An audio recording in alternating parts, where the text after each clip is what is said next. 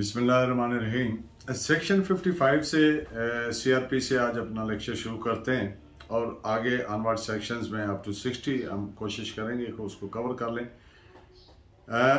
Section 55 provides the police officer with powers कि वो उन लोगों को गिरफ्तार करे। दो तीन कैटेगरीज इसमें मेंशन है। एक तो वो है जो वैगाबॉन्ड्स हैं, आवारा लोग हैं, बदकुमाश हैं, हैबिचुअल ऑफेंडर्स हैं, हैबिचुअल रॉबर्स हैं, छीना झपटी करते हैं, एक्सटॉर्शनिस्ट हैं, बदकुमाश हैं, उनको गिरफ्तार करे। या ऐसे अफराद जिनका बजाय कोई ostensibly they don't have any source of income and they are continuing to live with a very good life. तो जिसका बाजार को नजर नहीं आता, लेकिन इसमें एक बात वो ज़हन में रखें कि ये काफी नहीं होगा, ये जरूरी होगा कि वो इस नीयत से रह रहे हो कि कुछ जुर्म का इर्तिकाब करना है। अच्छा, इसके अलावा जो है जिस आदमी की कुछ शोहरत ऐसी है कि यह आदि रॉबर है या नकबजान है या चोर है या चोरी का माल खरीदने वाला है, उसको भी पुलिस ऑफिसर सेक्शन 55 के तहत गिरफ्तार कर सकता है। या जो किसी आदमी की खतरा हो कि एक्सटॉर्शन के लिए किसी की जान खतरे में डाल, एक्सटॉर्शन मीन्स किसी छीना झपटी करने के लिए पिस्टल निकाल दे भाई जो है, तो ऐसे लोगों को वो एक्सटॉर्शनिस्ट को भी पुलिस ऑफिसर सेक्शन 55 के तहत गिरफ्तार कर सकता है। बेसिकली ये गिरफ्तारी जो है ना, इस सेक्शन की नौयत को अगर आप समझें तो it is preventive in nature, यानी जुर्म का इर्तिकाब होने से पहले ही उसको कंट्रोल करना। और इस ज़मन में अगर पहले से पता चल जाए कि ये है तो फिर वो सेक्शन 112 के तहत सीआरपीसी के तहत मैजिस्ट्रेट से भी गाइडेंस ले सकता है, या उनको अरेस्ट करने के बाद मैजिस्ट्रेट साहब से कि ये इनके खिलाफ कैसे डील किया जाए।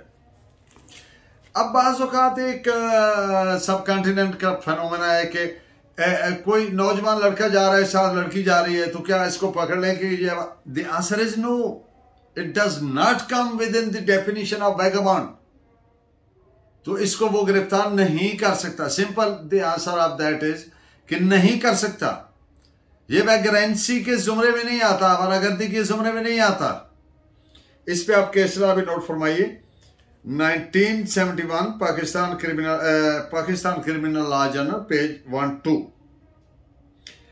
सेक्शन 56, ये 54 और 55 में पुलिस ने अपना डिस्क्रेशन यूज करना है, जबकि सेक्शन 56 जो है इसमें सीनियर पुलिस ऑफिसर अपने जूनियर पुलिस ऑफिसर को तहरीरी हुक्म देता है कि इस जुर्म में फलां आदमी को गिरफ्तार करना है, और वो जो सबऑर्डिनेट पुलिस ऑफिसर है वो उस आर्डर को ओबे करने का पाबंद है, तो वो उसको गिरफ्तार करेगा। इसका प्रोसीजर जो है वो प्रोवाइडेड है, और उस तरीके से जिम्मेदारियां जो पर्सनल रेस्पेक्टिव उनकी ड्यूटीज बनती हैं उसको तय किया गया है। और ये इस सिलसिले में है कि व्हेन द सुपीरियर ऑफिसर वो समझता है कि वो खुद अपनी मौजूदगी में नहीं कर सकता और अपनी मौजूदगी बजाय खुद अपने दूसरे जूनियर सबऑर्डिनेट से करवा सकता है गिरफ्तारी। मातहत अफसर कौन होगा? अगर पुलिस ऑफिसर एसपी साहब किसी एरिया के चौकीदार को कहते हैं कि इस तरह का कोई आदमी आप देखेंगे चोरी कर रहा है या चोरी का माल तो आपने गिरफ्तार कर लेना, तो वो जो चौकीदार की गिरफ्तारी है ना, चूंकि अब सीनियर पुलिस ऑफिसर ने कहा है तो वो लीगल तस्वर होगी, वो सबऑर्डिनेट ऑफिसर तस्वर होगा। इस पे AIR 1937 बॉम्बे 56, और इससे पहले जो मैंने बात की कि मुतल्लिका रेस्पेक्टिव जो उनकी रेस्पॉन्सिबिलिटीज हैं वो तय होती हैं, इस पे भी आप केसरा नोट फरमाइए। AIR 1955 Allahabad page 438। अब अगर 55 के एक आदमी को सस्पेक्ट है कि उसने कोई नॉन कग्निजेबल ऑफेंस किया है, तो आपको पता है नॉन बेलेबल नॉन कग्निजेबल ऑफेंस में काबिल दस्तंदाजी पुलिस नहीं है, लेकिन पुलिस ऑफिसर अगर ऐसे आदमी से एड्रेस नाम पता पूछता है और वो रिफ्यूज करता है, तो फिर पुलिस ऑफिसर उसको गिरफ्तार कर सकता है अंडर सेक्शन 57 सीआरपीसी, ताकि नाम पता मालूम किया जा सके। और जब नाम पता मालूम हो जाए तो उसको फौरन रिलीज करे। और अगर रिलीज नहीं किया तो विद इन 24 आवर मैजिस्ट्रेट साहब के सामने उसको पेश करने का पाबंद है। और सेक्शन 56 है कि अगर पुलिस ऑफिसर, मिसाल के तौर पर एक ऑफिसर किसी डकैत का या किसी रॉबर का, डकैत का या किसी मुलजिम का या कोई भी जुर्म किया है, उसको फॉलो कर रहा है, पीछा कर रहा है, भाग रहा है और वो उसका ताक़ब कर रहा है, और अब आगे वो लाइन आ गई जहां से उसकी थाने की हदूद खत्म होती है, तो क्या वह अपने थाने की हदूद से उसको कंटिन्यू कर सकता है, पीछे भागे जा सकते? The answer is yes. कहां तक भाग सकता है? सारे मुल्क तक, पाकिस्तान की आखिरी हद तक उसका पीछा कर सकता है और उसको पकड़ सकता है। तो और जब पकड़ लिया तो फिर उसको मैजिस्ट्रेट साहब के सामने पेश करेगा विद इन 24 आवर्स। तो this is provided by section 58 CrPC. अगर नहीं किया या कोई कोताही की तो फिर डिफेक्टिव इन्वेस्टिगेशन शुमार होगी, कंसिडर होगी। इस पे डिफेक्टिव इन्वेस्टिगेशन वाली बात पे अगर इस तरह उसको प्रॉपर कंप्लाई नहीं किया तो इस पे केस लॉ लिखें आप 1996 Pakistan criminal law journal page 510। अब एक बड़ा अहम सेक्शन है सेक्शन 59, वो आपसे जरा एट लेंथ डिस्कस हो जाए कि कानून इख्तियार देता है हर प्राइवेट शहरी को, हर आम आदमी को, वो कोई भी है, वो औरत है, मर्द है, कोई भी फर्द है, वो किसी ऐसे शख्स को जिसने उसके सामने जुर्म किया है और वो कॉग्निजेबल ऑफेंस है और नॉन बेलेबल ऑफेंस है, तो हर आम आदमी को भी ये कानून इख्तियार देता है कि जुर्म करने वाले को पकड़ ले। ये सेक्शन है 59 सीआरपीसी। अब इसमें क्या क्या सूरत हाल पेश आ सकती है, उस पे जो अहम तरीन है चंद सूरतें वो आपके सामने डिस्कस करते हैं। अब अगर गिरफ्तार किया प्राइवेट आदमी ने तो पहला काम उसने क्या करना, बिला ताखीर, विदाउट वेस्टिंग एनी टाइम, वो नियरेस्ट पुलिस स्टेशन पे उसको पेश कर देना। और अगर वहां पे पेश किया तो पुलिस ऑफिसर उसको रीअरेस्ट करेगा। अगर वो आदमी वहां पे अपना नाम पता गलत देता है या नहीं देता है, या ऐसा शुबा है कि उसने जानबूझ के फॉल्स एड्रेस दी है, तो फिर सेक्शन 57 के तहत कार्रवाई होगी। और अगर वो देखते हैं कि ये जो प्राइवेट आदमी जिसको पकड़ के लाया है इसके खिलाफ तो कोई माकूल वजह या कोई जुर्म बनता नहीं है, तो उसको fill for without delay release कर दिया जाएगा।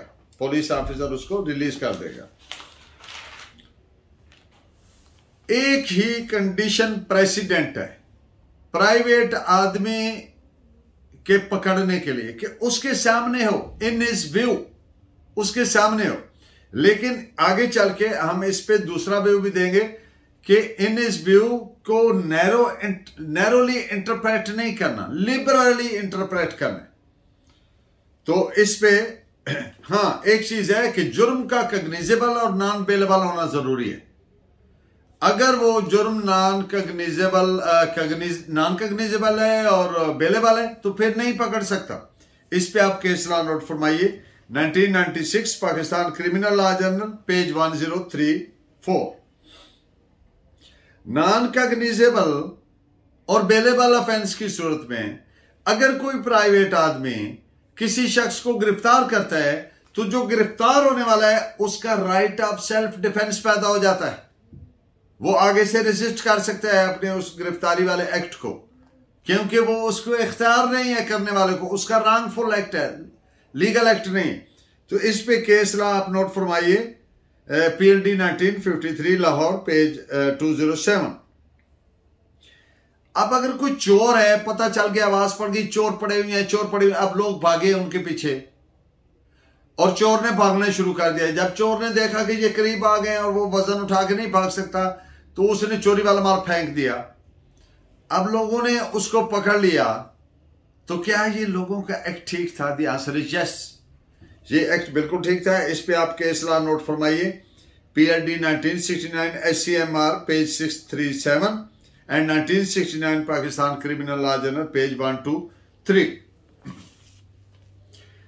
एक चीज आप इस पे क्लियर हो जाए सेक्शन 59 पे, प्राइवेट आदमी के पकड़ने पे, कि प्राइवेट आदमी को ये इख्तियार नहीं है कि वो किसी आदमी की मूवमेंट या बिलोंगिंग्स को चेक करता रहे कि पकड़ ले, और ये सिर्फ और सिर्फ कॉग्निजेबल ऑफेंस और नॉन बेलेबल ऑफेंस में वो पकड़ सकता है। और उसके सामने वो, हाँ, उसमें एक दो सूरत हाल और हो सकती है, वो आगे चल के आपसे डिस्कस करेंगे।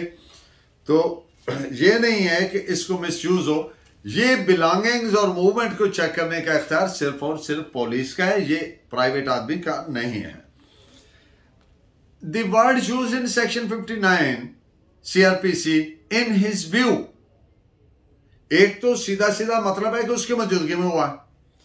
अब दूसरी ऐसी चीज है, मिसाल के तौर पर एक आदमी है, उसने गोली की आवाज सुनी, फायर हुई है, साथ ही उधर से बंदा भागा आता रहा, उसके पीछे एक बंदा भाग रहा है, वो कहते पकड़ो पकड़ो, इसने कत्ल कर दिया है। अब वो कौन है पीछे, उसने, अब वो आई विटनेस है, गोली चलने की आवाज इसने खुद सुनी। तो अब क्या ये आदमी, इसने इन इस व्यू तो नहीं हुआ, इसके बिल्कुल सामने आवाज उसने सुनी, यानी उसका जो हवासे खमसा है वो सुनने का वो हुआ, देखने का उसका हुआ। अब वो उसको कह रहे, अब भागते हुए वो उसको देख रहा है, तो क्या वो उसको पकड़ सकता है? तो इसमें द आंसर इज यस, वो उसको पकड़ सकता है।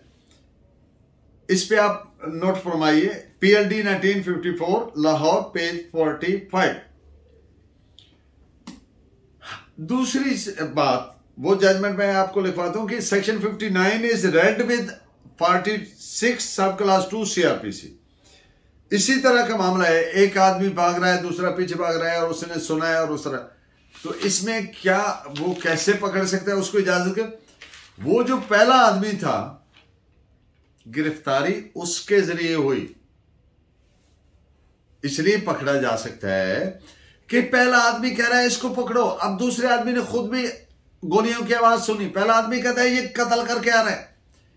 अब पहले आदमी ने क्या यूज किया, वो दूसरा आदमी एज ए मीन्स, यानी अरेस्ट पहले आदमी ने किया।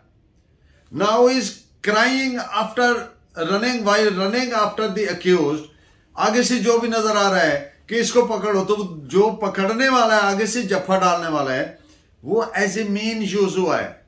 तो गिरफ्तार पहले आदमी ने समझे किया है, तो इन इस व्यू में ये भी सूरत सामने आ जाएगी। अब इस पे जो मैंने अर्ज किया कि इसकी नैरो इंटरप्रिटेशन नहीं करनी, अनफॉर्चुनेट फेनोमेना है, people do not come forward to arrest the accused. वो यहां पर समझते हैं कि पुलिस को इन्फॉर्म करे, इट सफाइस। नो, इसको एनकरेज किया जाना चाहिए। आम आदमी सामने आए, कोई सेंसेशनल क्राइम हो रहा है, कोई बंदे मार रहे हैं, किसी को जुल्म हो रहा है, कोई डकैती हो रही है, चोरी हो रही है, वो साइलेंट स्पेक्टेटर बन के ना मालेदार खड़े रहें। कानून उनको इजाजत देता है, उसको पकड़ लें, पुलिस को फौरन पुलिस के हवाले करें। तो इसलिए इसको इन इस व्यू का मकसद है कि एक बंदे ने देखा है, दूसरे ने सुना है, ऐसे किया है, वो भाग रहा है, वो कहता है पकड़ो यार ये, तो इसलिए इसके लिबरल इंटरप्रिटेशन करनी है। नैरो इंटरप्रिटेशन लॉ का मकसद नहीं है, लॉ की रिक्वायरमेंट है लिबरल इंटरप्रिटेशन ऑफ सेक्शन 59। तो इस पे ऑनरेबल सुप्रीम कोर्ट का हमारा फैसला है। मैं 2 लाइनें पढ़ देता हूं, बहुत जरूरी जो है कि limited view would destroy the much wanted and rarely displayed public spirit on the part of the neighbors and the maladars and others who might come to the rescue of the victim of dastardly crimes and help them in bringing the culprits to book. तो इस पे note फरमाई, PLD 1970 supreme court page 206।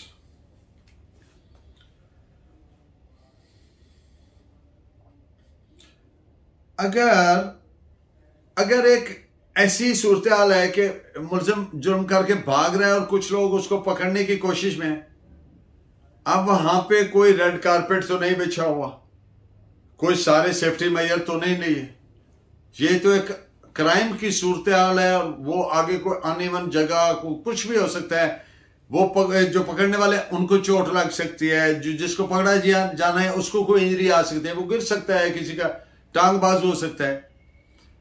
अब अगर जो मुलजिम जिसको पकड़ा जाना मकसूद है वो कहीं इस ताकुब और उस भागम भाग में कहीं जख्मी हो जाता है, तो क्या उसको राइट ऑफ सेल्फ डिफेंस होगा पकड़ने वालों के खिलाफ? द आंसर इज नो, नहीं। क्यों? इसलिए कि राइट ऑफ सेल्फ डिफेंस जो पैदा होता है वो रॉन्गफुल एक्ट के खिलाफ पैदा होता है, लीगल एक्ट के खिलाफ नहीं होता। रॉन्गफुल, अगर वो कोई रॉन्गफुल एक्ट कर रहे होते उसको पकड़ने के इस भागम भाग के अमल में, तो फिर वो होता। चूंकि वो भाग रहे थे कानून के तहत, कानून उनको इस चीज का अथराइज करता है, तो इसलिए उनके खिलाफ उसका ये जवाब नहीं बनता आगे से अगर वो मुजामत करे या कोई करे कि मैंने तो सेल्फ राइट ये देखा ना जी, मुझे ये चोटें आ गई और ये मैं ऐसे, नो नॉट एट ऑल। उसका कोई राइट नहीं है उनके खिलाफ सेल्फ डिफेंस का राइट, हक खुद इख्तियारी इस्तेमाल करने का राइट। इस पे आपके इस्लाह नोट फरमाइए, 2 के इस्लाह नोट फरमाइए। 1978 Pakistan criminal law journal page 534 and PLD 1980 Karachi 199 page. अब एक आदमी भाग रहा है, उसने पैर मारा किसी को और भागना शुरू कर दिया। अब वहां पे आगे कुछ बंदे खड़े हैं, उन्होंने उसको देखा कि ये पैर उसको मार रहा है और भाग रहा है। अब उन्होंने पकड़ लिया उसको, पिस्टल भी बरामद हो गया, गोलियां भी उसके पकड़ ली, बंदों ने उसको ओवर पावर कर लिया। तो ये जो पिस्टल मौका से बरामद हुआ उससे, तो इस पे सेक्शन 103 CRPC नहीं लगेगा कि वो कहे देखे ना जी ये जो बरामदगी हुई है इसमें तो लोकेलिटी के 2 रेस्पेक्टेबल्स ने एसोसिएट ही नहीं किया to witness the factum of recovery. No, not at all. ये पहली बात कि क्राइम करके क्राइम सीन से भागने की कोशिश कर रहा है, तो इस दौरान में ये रोड साइड हो रहा है, वो प्लेस होता है, उसमें वर्ड प्लेस यूज हुआ है कि अगर किसी प्लेस पे जाने रिकवरी करनी है तो वहां के लोकल पर्सन ऑफ लोकेलिटी हो। 103 में ये पर्सनल सर्च में आता है, इसमें 103 एप्लीकेबल नहीं है, तो इसलिए ये उसके पास डिफेंस नहीं हो सकता मुलजिम जिससे पिस्टल और वो वेपन बरामद हुआ। तो उसको उसकी वेपन का अगर इलिसिट है, विदाउट लाइसेंस है, तो और उसके जो कॉन्सिक्वेंस हैं वो आर्म्स एक्ट के तहत वो फेस करेगा। इस पे आपके इस्लाह सुप्रीम कोर्ट का फैसला है, PLD 1996 सुप्रीम कोर्ट पेज 67। अब आगे हम सेक्शन 60 डिस्कस करेंगे। ये बहुत ही अहम सेक्शन है। अगर मैं कहूं it is A sacrosanct section of the CRPC, one of the sacrosanct, तो गलत नहीं होगा। वो किस लिए? 2 लफ्जों में सेक्शन 60 क्या होता है कि जब मुलजिम किसी पुलिस वाले ने किसी बंदे को जिसने कॉग्निजेबल ऑफेंस किया है उसको अरेस्ट करे तो 24 घंटों के अंदर अंदर पुलिस के सामने पेश करे। बड़ी सिंपल सी बात है। यहां पर 2, 3, 4 अहम तरीन इसके पहलू आपके सामने हैं, जिस वजह से मैंने सैक्रोसैंक्ट कहा कि एक मुकद्दस दफा है। ये मुकद्दस क्यों है? Because it is related to the fundamental rights of the person. जो right to life, right to liberty, right to movement एक आदमी का कटेल हो गया, तो इसलिए पुलिस ऑफिसर जिसने उसको अरेस्ट किया उसने विदाउट डिले उसको अपने कंसर्न मैजिस्ट्रेट के सामने या ऑफिसर इंचार्ज के सामने पेश करना है। पहली बात। एक बात इस पे बाय द वे नोट फरमाइए कि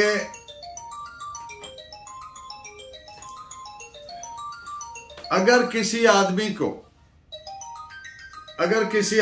को अरेस्ट किया गया है और उस आदमी को बदनीति के अलावा भी अगर किसी जगह पे कन्फाइन कर दिया गया बदनीति भी नहीं है, अफसरान की को इतला भी कर दी गई है कि ये आदमी गिरफ्तार किया है और ये थाने में ये मसला है तो इसको उधर बंद कर दे।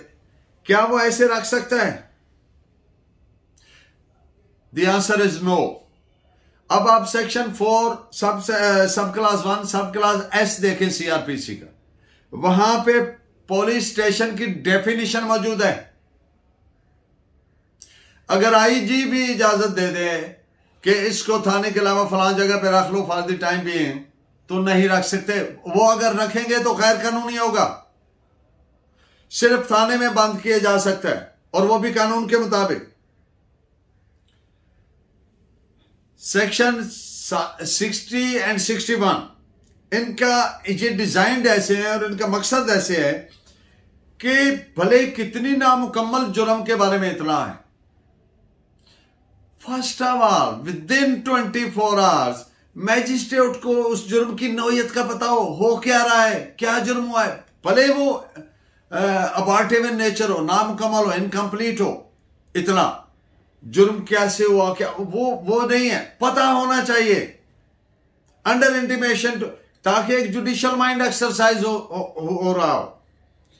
तो इस पे मैजिस्ट्रेट साहब को पता होना चाहिए। पहली बात के थाने के अलावा रखेगा तो जुर्म होगा, उस पे केसला लिखे PLD 1965 लाहौर पेज 324। और ये जो सेक्शन 60 और 61 का मकसद क्या है कि मैजिस्ट्रेट के नॉलेज में हो क्या रहा है, इस पे AIR 1924 कैलकाटा 893। और किस मैजिस्ट्रेट के सामने? जिसको हु इज हैविंग जुरिस्डिक्शन। अब आप इस बात को आप अच्छी तरह समझते हैं। मैजिस्ट्रेट हैविंग जुरिस्डिक्शन का मकसद होता है वो मैजिस्ट्रेट जो उस केस का ट्रायल करने का इख्तियार रखता है। इस बात पे आप एक AIR 1959 मध्य प्रदेश पेज 147 कल नोट फरमाएं। ये जो गिरफ्तार शख्स को 24 घंटे के अंदर पेश करने, यहां पे वर्ड शैल यूज हुआ। आप जानते हैं जब भी कानून में वर्ड शैल यूज होता है तो इसका मकसद होता है लाजमी है, मैंडेटरी है। उस जिस ऑफिसर पे लग रहा है उसका डिस्क्रेशन आउट हो गया, उस पे लाजम हो गया, उसको पेश करना है। अब जब पेश किया तो अब मैजिस्ट्रेट ने सेक्शन 167 के तहत प्रोसीड करना है। 167 यानी उसके ऑर्डर के बगैर अब मैजिस्ट्रेट साहब ने फैक्ट्स एंड सर्कमस्टांसेस को देखते हुए उस पे ऑर्डर करना है। वो जब हम 167 यानी रिमांड वगैरह को डिस्कस करेंगे तो एट लेंथ इस पे बात हो जाएगी। फिलहाल इतना है कि 167 रूटीन में इस्तेमाल नहीं करना। कोई ये फरमाइशी नहीं है कि पुलिस वालों की ख्वाहिश पे कर दे, इसको स्पेयरिंगली यूज करना है। उसके तमाम पैरामीटर डिटेल में करेंगे, लेकिन मकसद ये है कि लॉ जो है वो लॉ की ये रिक्वायरमेंट नहीं है। इसमें 24 घंटे की हर हाल में वर्ड शैल यूज हुआ है। इसमें सिर्फ एक एक्सेप्शन है। अब कोई कच्चे का इलाका है, कोई हिली टेरेन है, कोई ऐसा रेगिस्तान है वहां पे पक्की सड़क ही नहीं है, वहां जाके पुलिस ने गिरफ्तार किया तो अब वहां से पुख्ता सड़क मेटल रोड पर आने तक जो टाइम गुजर गया मैजिस्ट्रेट साहब की कोर्ट तक पहुंचने तक, वो 24 के बजाय 28 घंटे हो गए। तो ये जो 4 घंटे ऊपर हो गए वो देखेंगे, बताने का पाबंद है पुलिस ऑफिसर, वरना जुर्म हो जाएगा इलीगल रॉन्गफुल कन्फाइनमेंट का। तो वो टाइम जो है जो वहां मैजिस्ट्रेट की अदालत तक पहुंचने में लगा उसको निकाल देंगे। क्यों? विस मेजर एक लफ्ज होता है, लैटिन टर्म है विस मेजर, VISMAJOR, विस major, act of God beyond the control of a person. This delay occurred due to which measure? Due to act of God. कोई फ्लड आ गया, कोई रास्ते में बारिश हो गई, बरसाती नाला चढ़ गया, गुजरना, so any such type of reason which is beyond human control, तो वो उसको एक ही एक्सेप्शन है। अदरवाइज अगर 24 घंटे के अंदर अंदर पेश नहीं किया तो वो मुस्तजब सजा, he is liable to be proceeded for wrongful confining a person. तो इस पे आप Kesla PLD 2012 Lahore page 260।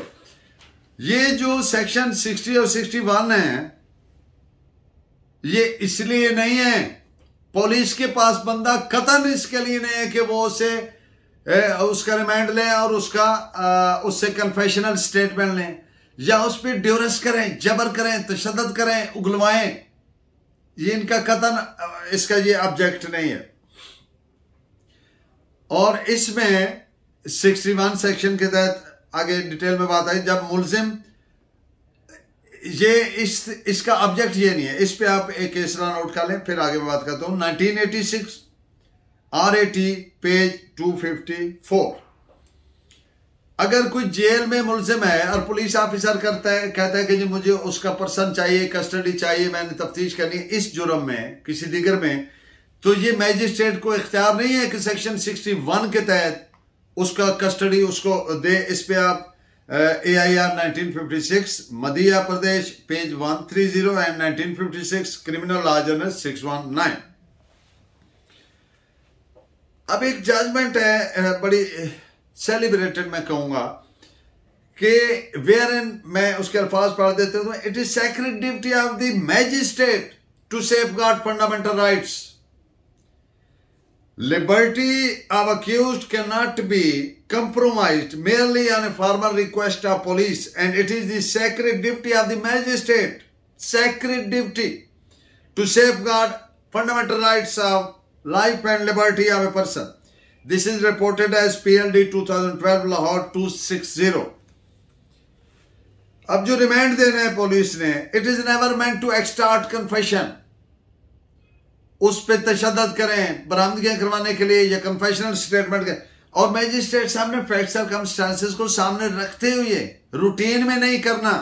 Not to become a tool in the hands of police. Remember, the police and the investigation agencies are instruments, components, tools in the hands of the police in the hands of the court for dispensation of justice. Not the court can become an instrument or a tool in the hands of the police. Court ने इनको use करना है। और एक judgement में आगे next chapter में आपसे डिस्कस करूंगा नेक्स्ट लेक्चर में, कि अगर ये रस्टिक हो जाएं और ये ब्लंट हो जाएं वेपन और ये टूल, तो फिर court can chisel the same, can vet the same, उनको फिर रगड़ा शगड़ा लगा के उनका परफॉर्मेंस ठीक भी कर सकती है।